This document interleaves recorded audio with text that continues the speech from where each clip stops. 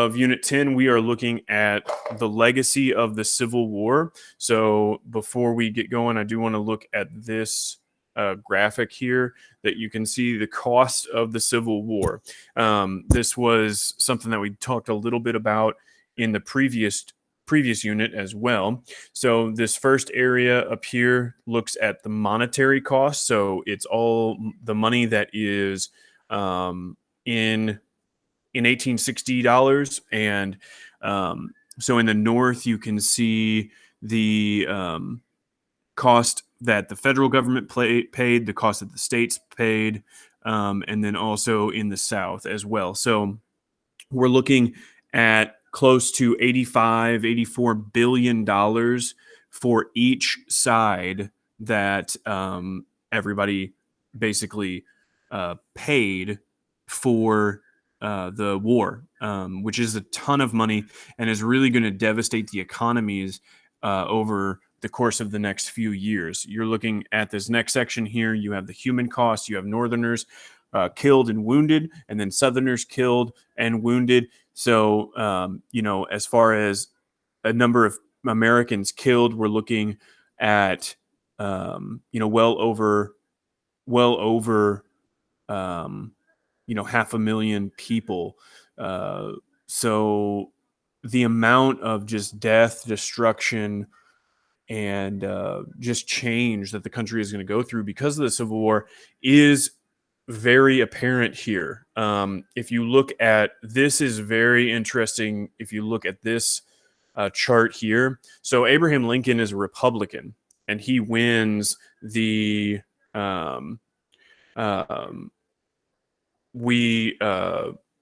he wins the Civil War, so he is a very popular president. And what this is going to do is set the course politically over the next few years. So you see Lincoln wins in 64, Grant wins in 68 and 72, Hayes wins in 76, and Garfield wins in 80. Those are all Republican presidents. A Democrat doesn't win the presidency until 1884. So, that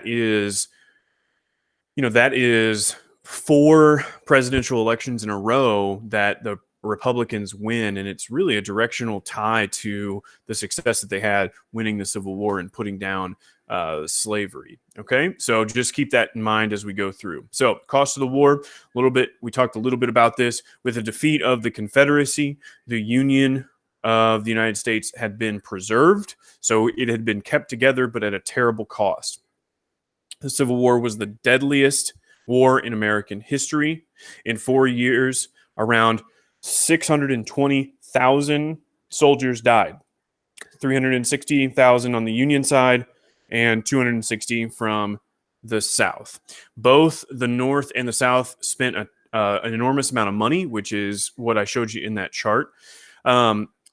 What we are going to focus on a lot in the next few lessons is just the amount of destruction, both economically and physically, in the South that has to be repaired and rebuilt. So if we go and look at these images again, if I scroll down, you will see here, these are Southern cities after the Civil War.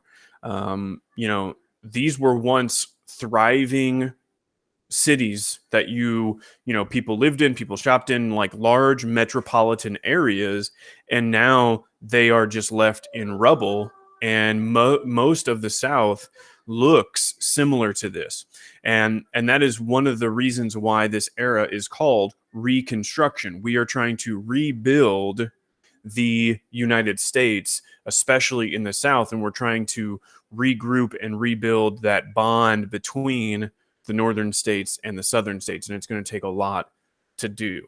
So the South already had a disadvantage in terms of the amount of factories and the amount of just industries that they had before the war.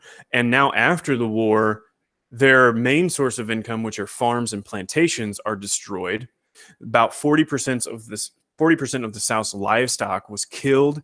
50% of its farm machinery was wrecked. Now, during war, you're going to go after the livestock and the farm machinery because you do not want your enemy to be able to rebuild and supply their army. So the North is going to go after those things like livestock and farm machinery. So going forward, that's where you see this large amount of loss.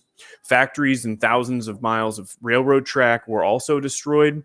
So these factories, they didn't have many to begin with. They didn't have many miles of railroad track to begin with either. And now the little amount that they did compared to the North is also going to be gone. Before the war, the South accounted for 30% of the United States wealth. So, if you, I don't know, if you and your brother or sister had $100 and you were kind of splitting it amongst yourselves, you would have 70%. You would be the North. You would have $70 of that $100, and then your brother would be able to have $30. So that's kind of the relationship between the North and the South. After the war, that discrepancy between the North and the South gets changed even more.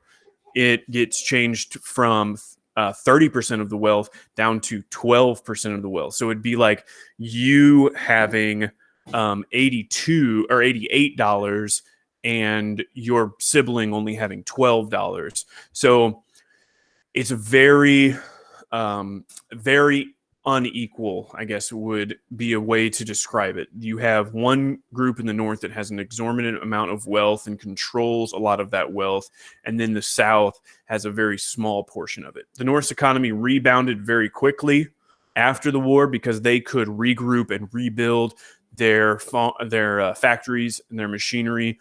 They didn't get nearly as destroyed as the South because most of the fighting again took place in the South. The South's economy is going to lag behind for many, many years to come, decades even. The economic gap between the North and the South would last for decades into the future. One of the biggest events post-Civil War and during this Reconstruction era is the assassination of Abraham Lincoln. So on April 14th, 1865, this is 5 days after Lee surrendered to Grant at Appomattox Courthouse, President Lincoln goes to see a play at Ford's Theater in Washington, D.C., and a man by the name of John Wilkes Booth, who is a Confederate sympathizer or supporter, meaning that he is for the Confederacy. He wants to basically get Abraham Lincoln and the United States out of power. He wants the South to be in power and the Confederacy to be in power. So 5 days after the war is won, Abraham Lincoln goes to this play, and he is shot in the back of the head by John Wilkes Booth. John Wilkes Booth jumps from the balcony where Abraham Lincoln was sitting onto the stage. He badly injures himself. He is basically found later on in a barn hiding out, and he is captured and tried for the crime, obviously. So just to kind of give you a visual representation of what we're talking about. Abraham Lincoln is sitting in his presidential box in Ford's Theater watching, and John Wilkes Booth goes up and assassinates the president. Now, this assassination was part of an overall, a kind of larger conspiracy or a plan to kind of overthrow the entire United States government. John Wilkes Booth had other supporters that were with him. Two other guys were supposed to go and assassinate other officials in the United States administration, the vice president and the secretary of state. They were all supposed to be killed at the same time in the same night.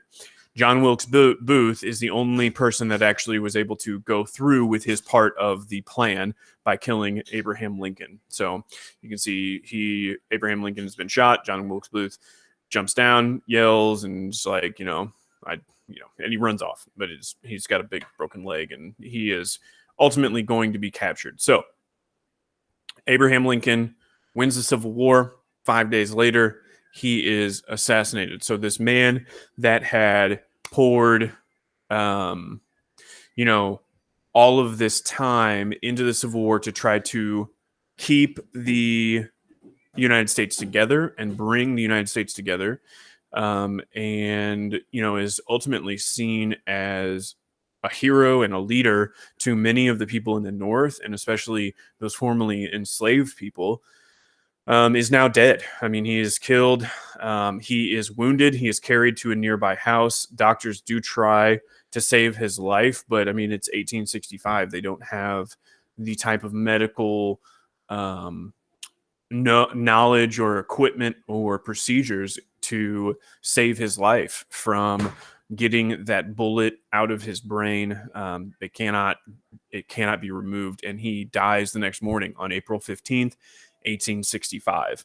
Abraham Lincoln is the first American president to be assassinated, and it is going to set off a kind of big chain reaction in terms of how the nation handles it, and then how Reconstruction moves forward. So this is an image from the funeral procession of Abraham Lincoln. So his body actually went on tour throughout the United States so people could pay their respects to this president. He very influential in a lot of people's lives at this time, and definitely they see him as almost like part of their family, and they definitely feel that they need to have some sense of mourning and pay the respects, and that's going to happen here. His body is going to go across the nation, and people are going to be able to do that. So Abraham Lincoln has died, and his vice president is going to step into the role of presidency. And this is going to drastically change the course of how the nation rebuilds. So the Civil War brought the most sweeping change to America since the Revolutionary War, which is a pretty dramatic statement when you think about it. The Civil War and the Revolutionary War, I mean, the Revolutionary War changed the nation because it formed the nation. I mean, we went from being under the control of the British to now a whole new nation. So to say that the Civil War brought around the same amount of change as the Revolutionary War is a pretty stunning statement. So socially and economically, the Civil War created a whole new nation. The war settled this fundamental argument that had been going on since the Constitution about states' rights. It was now very clear that the states did not have the right to secede. I mean, that was pretty much put down by this ending of the war. You're going to basically understand that you can't just leave the nation. If you leave the nation, you are going to be starting a war, and it's not a right that a state has. The war also causes the national government to expand, meaning the powers that the national government has grow larger. So because of the scope and the size of the war and the amount of money that needed to be recovered in order to pay for the war, the government had to gain new powers and do new things, like introducing an income tax, which is basically you get paid a certain amount, and some of that money that you get paid goes to the government in order for them to pay for things that support everybody in the nation. They also establish a federal banking system, which is aimed at trying to regulate the currency and the economy of the United States. And then also they started to print a lot of paper money in order to kind of get that regulated as well. The government also buys and funds railroads, giving Western lands to settlers. They also provided money and support for state colleges. So all of these things are happening after the Civil War, and it allows the government into these certain sectors of the economy and the America, like just the United States daily life. So they're now going to be owning transportation modes like railroads. They are going to be able to give land out to settlers. They are going to be providing education at the college level. So these are all things that lead to the United States government kind of growing and expanding its powers. The war destroyed the Southern economic system. It was based on slavery, and now that slavery was gone, and it had to be replaced with paid labor. In the North, industries such as steel, petroleum, food processing, and manufacturing grew rapidly. By the late 1800s, industry began to replace farming as the basis of the national economy.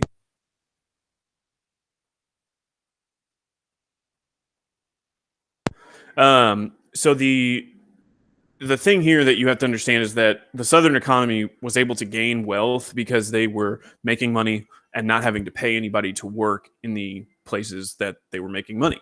Now that's gone. They're going to have to pay people if they want to continue their farms and their plantation and their agriculture. The North just starts to explode in terms of the amount of factories that they can do, the amount of just things that they can produce to sell. And they're going to kind of fill that void that the South has left in terms of trading and manufacturing and just like the amount of money that can be made now. One of the biggest effects of the Civil War are going to be some of the constitutional amendments and the freeing of millions of enslaved people. In January of 1865, Congress passed a constitutional amendment to officially end slavery, and that's going to be the 13th Amendment. It was ratified by 27 states, including 8 states in the South, actually agreed to add this amendment into the Constitution. Slavery was now banned in the United States. The country still faces a lot of difficult challenges after the war. The South had to kind of be brought back into the relationship of the United States.